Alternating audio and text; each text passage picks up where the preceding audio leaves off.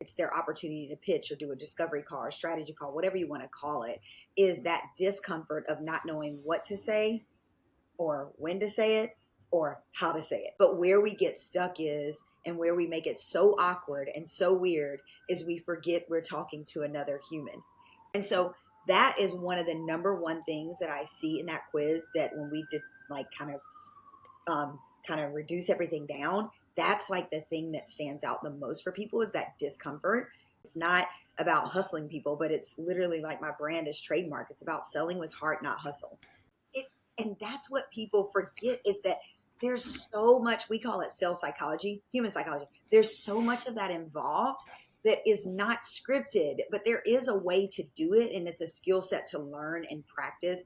Even when you're in corporate sales, I spent 16 years in corporate sales on the rep side, the management side. We do role play and practice all the time.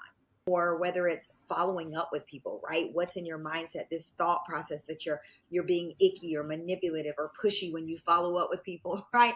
Taking someone's money for the amazing thing that you do, like the head trash, and how we get so spun up or spun down into this belief system, and then we price everything to way too low. But it really goes back to like, I'm struggling with communicating with this human. This is so That fascinating.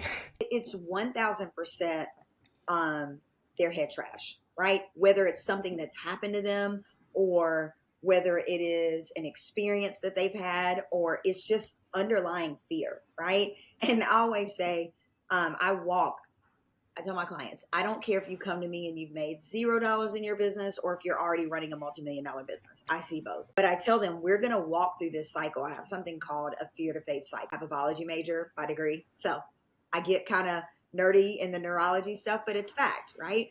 What are those things that happen that elicit some type of fear or discomfort or challenge, whatever word you want to identify with, right? Then it walks them through this next step of that is pause. Pause is all about, how do I take my power back? How do I pause and recognize, because a lot of times, Josh, these things are happening subconsciously. And how do I place that fear with truth? I'm going to acknowledge the subconscious thought. Let's just say if it's like, I don't know if I can price this thing at $5,000 and anybody will buy it, right? It's like you have to ask yourself, is it true that no one will buy this thing for said $5,000? It's this trash that's there. And you have to say, okay, it's not true. Because 99.9% of the time, if we were listening more to our subconscious and our negative thoughts, the majority of it's not true. And so then once you get to that pause, then you make a choice. So how do you make a choice from a place of truth and not fear? And then action.